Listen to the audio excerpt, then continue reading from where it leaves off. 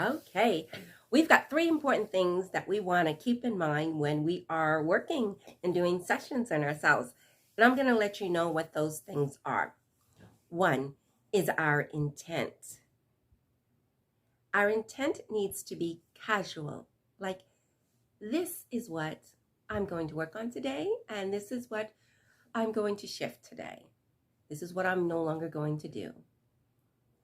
The intent of this is what I have to work on today. This is messing my life up so much. I need to make sure this is what I have to change. Do you see? There is a different vibe. So we want to keep the vibe of casual.